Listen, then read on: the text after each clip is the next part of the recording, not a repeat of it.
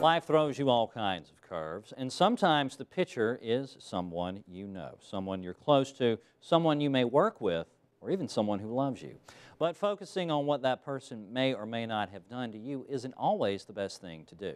Performance coach and author Scott Wimberly is here to tell us more. Scott, thank you so much for being with us today. Thank you. Thank you.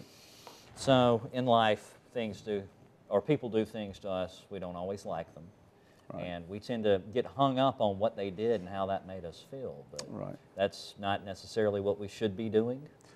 Well, what I've learned is the question I ask is I go back to like a 2-year-old. When my daughter was 2, you know, the first words out of her mouth were, why? Why?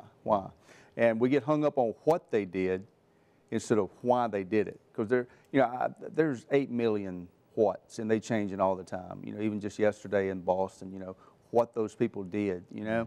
But the reason, what we want to look at is why did they do that?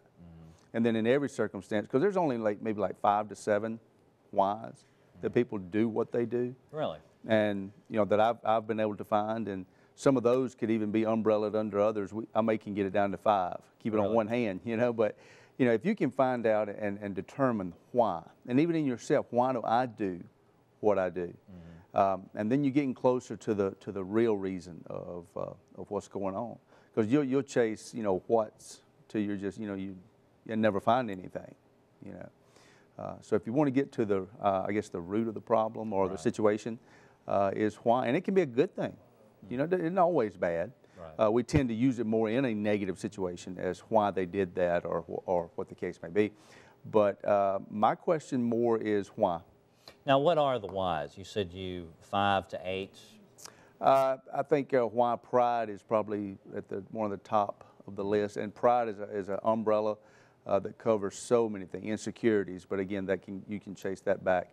I think your religion or your spiritual not background, but what you believe spiritually, has a lot to do with it. You know, wars are fought and they've been fighting spiritual wars or religious wars, you know, since, you know, beginning of time. The vast majority of them are backed on that, and God's for both sides. Exactly. You know, so, but religion or your spiritual beliefs are huge. You know, then you get into gender things, male, female, just the way we're wired, the way we think, and Men things are like from that. Mars, girls are from Venus, that sort of thing. You know, money's always up there.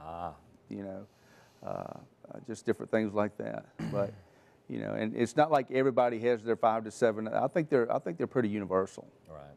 You know, but the question shouldn't be so much, or the focus of our questions, I don't think should be so much on the what they did as to why they did it.